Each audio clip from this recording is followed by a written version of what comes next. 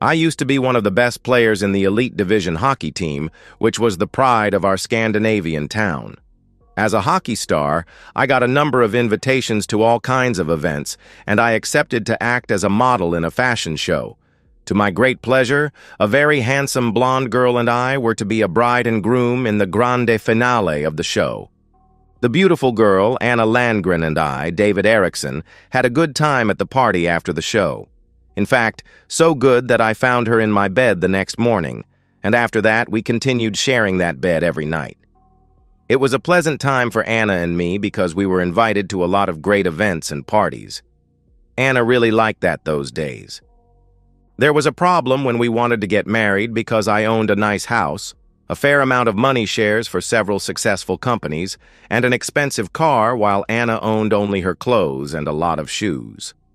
After several quarrels, I got Anna to accept and sign an agreement, which stated that everything we owned before the wedding would remain the private property of the owner. Anna agreed at last because the main reason for our big wedding was a lifetime of true love and not a profitable divorce. We had a good marriage until several weeks ago when Anna began to have strange excuses for avoiding intimacy during some Tuesday, Wednesday, or Thursday evenings. At first I didn't care, but then I asked her if something was wrong and she denied anything. It was one of those days I was in a bad mood because everything went wrong at the day before and Anna once again had denied me intimacy. Even the weather was bad, cold, windy, and rainy, and that increased my bad mood. Back at my job after a boring, tasteless lunch with a nagging coworker, I found out that I had forgotten some important notes I needed for my job at that very moment. Only one thing to do: go home and get it. At home, I got a strange feeling that something was wrong in the kitchen, and it took me some time to find out what. I noted that my wife Anna had obviously been at home and brought in the mail from the mailbox and laid it on the workbench, where she used to lay it when she was back home from her work about 3 o'clock. The mail was still a little wet from the rain, so she must have been at home slightly before me. Because our relationship wasn't on top that day and she never used to come home during her working time, I got curious. Was she denying my attempts for intimacy the previous evening because she was being unfaithful with somebody else during her lunch break? A look in our bedroom showed everything was exactly as I had left it in the morning. But a quick look in the spare bedroom gave me a great surprise because there was a gold-plated lighter on the brown carpet slightly under the bed. Neither Anna nor I are smokers, and it was clear that a smoker had been in that room probably not more than a half hour before me. Now I was really suspicious and decided to find out what Anna was into, so I laid back the lighter where it was found. Nobody had smoked in the house, and if Anna's visitor had been a woman, she had kept her lighter in a handbag and hardly had any reason to take it out. Therefore, everything indicated that the lighter belonged to a man and had fallen out of his pocket when he did something in the spare room bed. Not difficult to suspect what.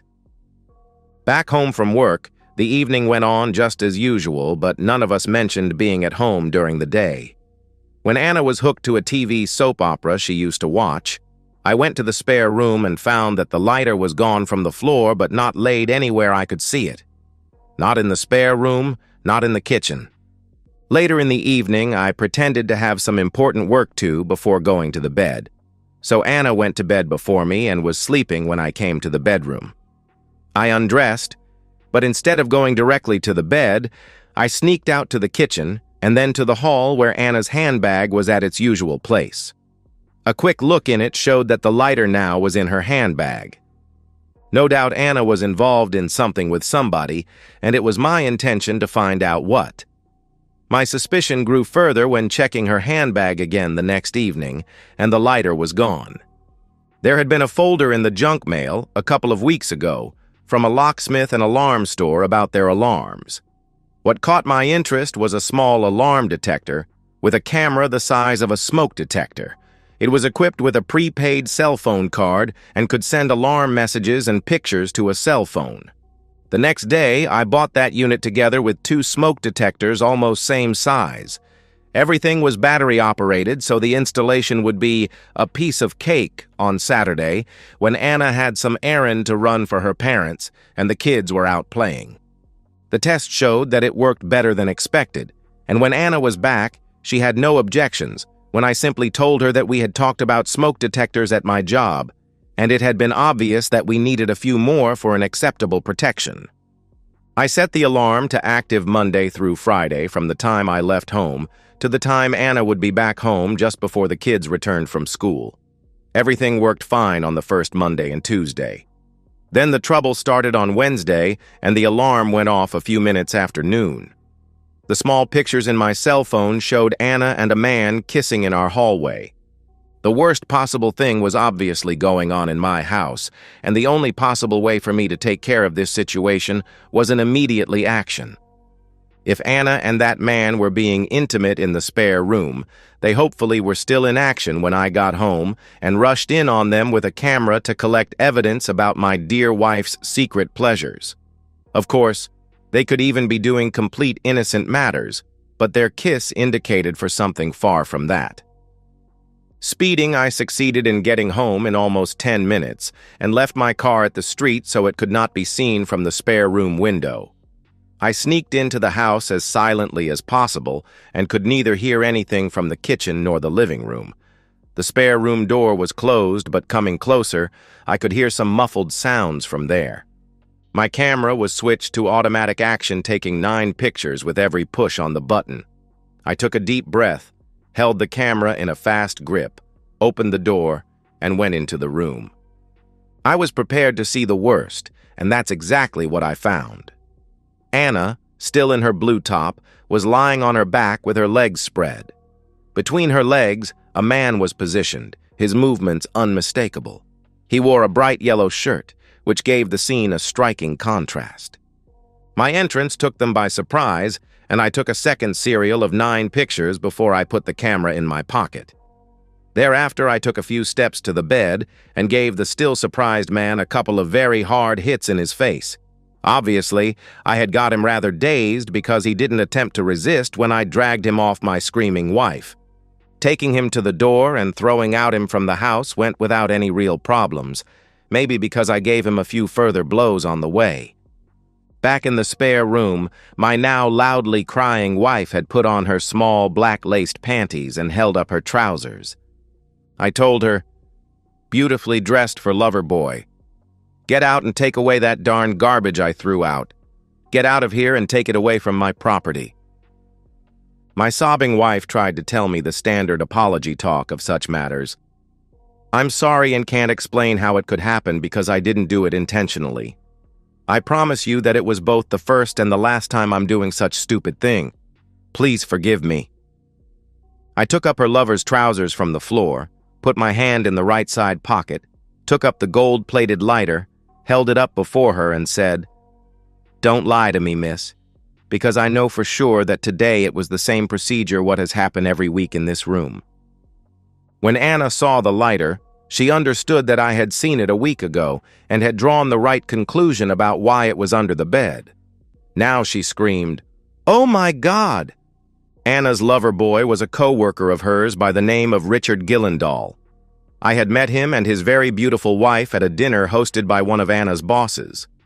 A look at his driving license found in his wallet told me it was correct. It even showed that he was 8 years younger than Anna. After that, I told Anna go out to Richard with his clothes. She did, and a few minutes later they left in her car. I rang my job and said I would stay at home for the remaining time that day and some hours the next day. My marriage was crushed in pieces, so there was no reason for me to let that cheating jerk Richard have a happy marriage with his lovely wife. Action had to be taken as soon as possible.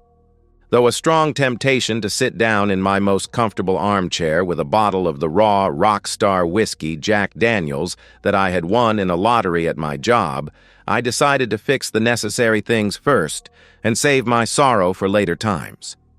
The first thing to do was download the pictures from the camera. Though most of them were okay when seen in the camera, one of the last pictures was great on the computer screen.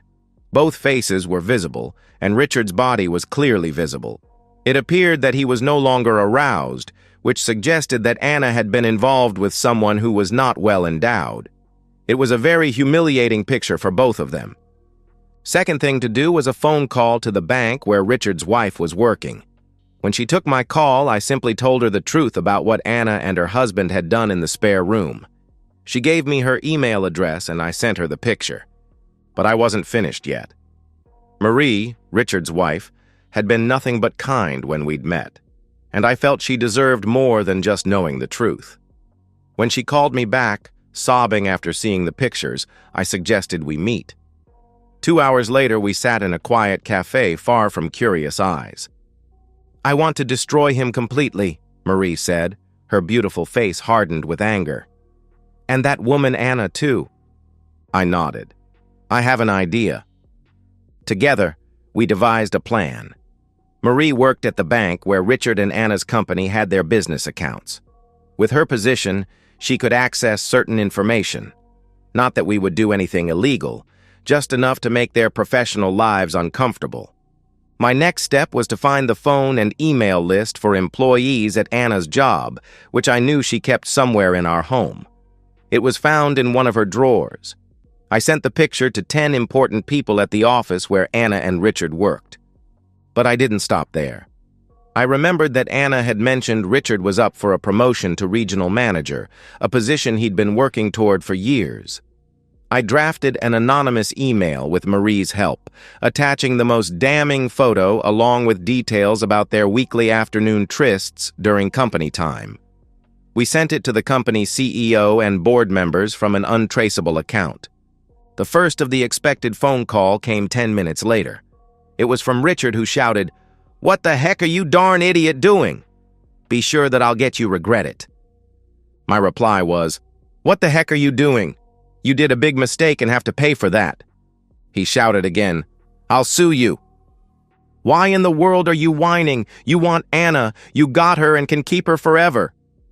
He hung on. The next call came from a crying Anna. "How can you be so cruel to me?" My reply was short. "Who is cruel? Don't you think it is a cruel humiliation for me to find my wife cheating me in my own home? That is a darn cruel humiliation indeed." Anna ended her call. Of course, sending the small private part picture of the cheaters to many people was a nasty thing to do, but I didn't regret my doings, simply because I could not see any options for my vengeance. I was fighting for my own reputation. I had worked hard to be an admired star in our hockey team, respected for never stepping outside, doesn't matter how famous or rough players we met. Though it was several years since my last match, I was still very popular among our team supporters and our junior players. A man to look up to, a man who, thanks to the hockey, had got everything a young hockey player could dream about. If I had let a jerk be intimate with my beautiful wife without taking any vengeance, my reputation would have turned from an admired sports star to a poor wimp and a laughingstock. Not my way to play games. The problem wasn't if I had been too cruel to Anna and Richard. No, my problem was if my actions were rough enough to be regarded as an acceptable revenge among the public.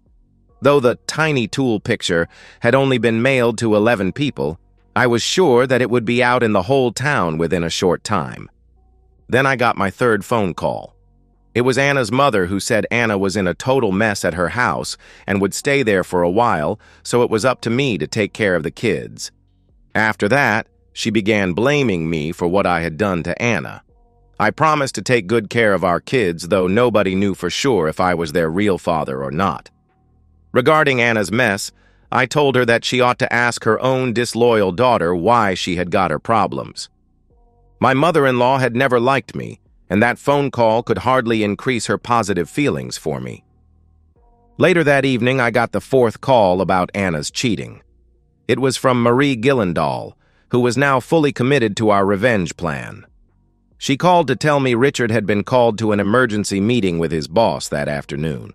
The promotion was not only off the table, but Richard was now facing an ethics investigation for using company time for his affair. Marie had also frozen their joint accounts that afternoon, leaving Richard with just his personal account containing barely enough for a month's rent. "How's it going on your end?" she asked. I told her about the plan I'd set in motion that afternoon. I'd called 3 of my old hockey teammates who now owned the most popular sports bar in town. I'd shown them the pictures, sworn them to selective silence, and arranged for a special presentation during Friday's big game viewing. Nothing illegal or explicit would be shown, just a slideshow in the corner showing Richard and Anna entering and leaving my house on multiple occasions with timestamps, all set to appropriate background music. Everyone would get the message.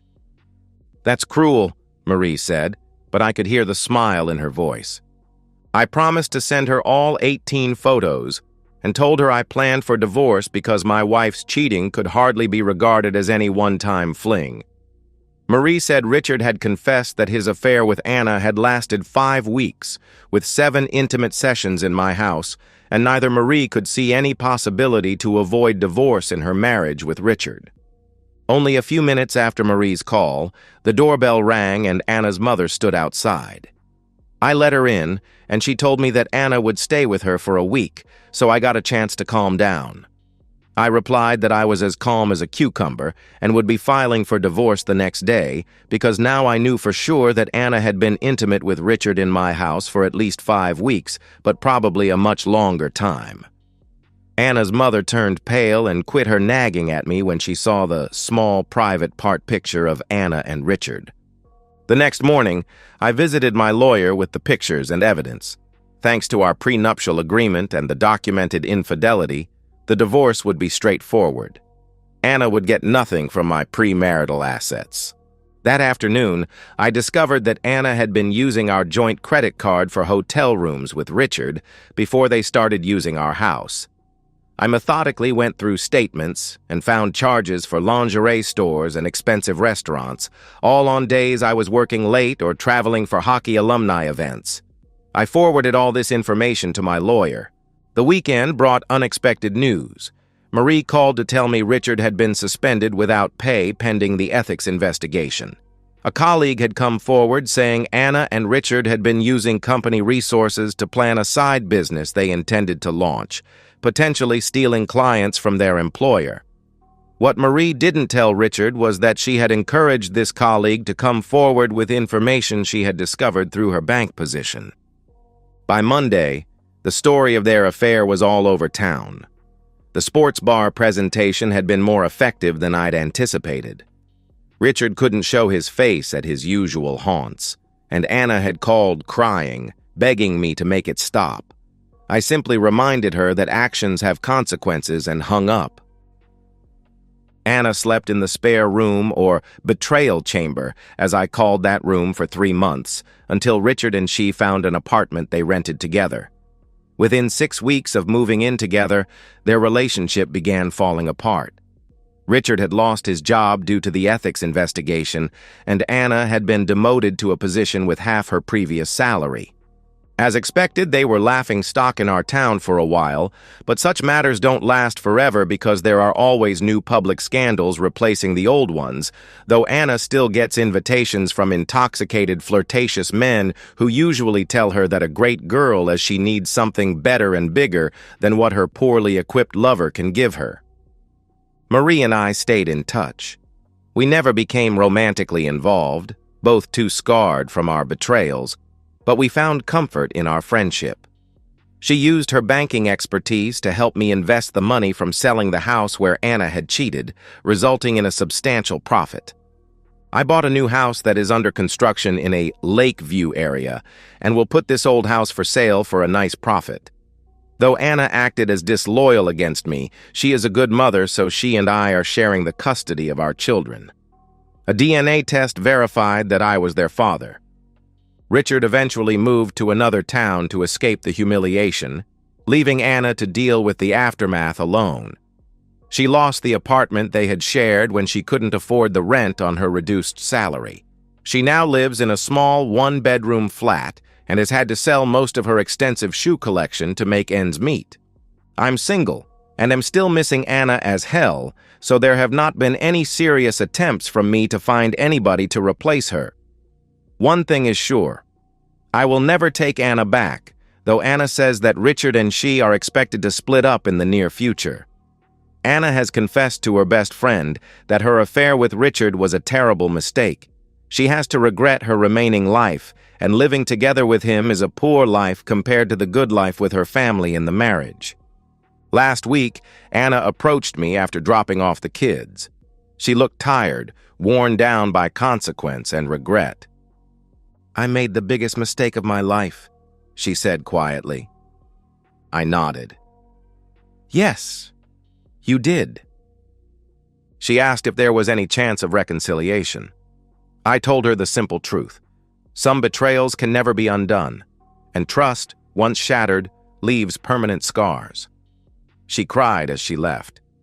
As I watched her walk away, I felt no joy in her suffering, only the cold satisfaction that justice had been served.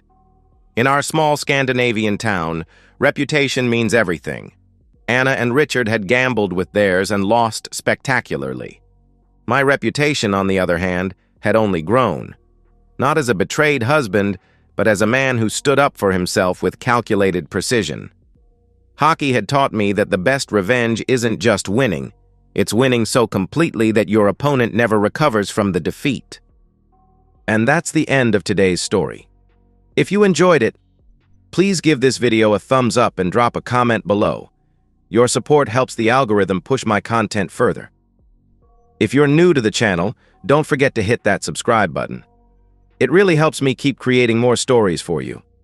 Thanks for watching, and I'll see you in the next one.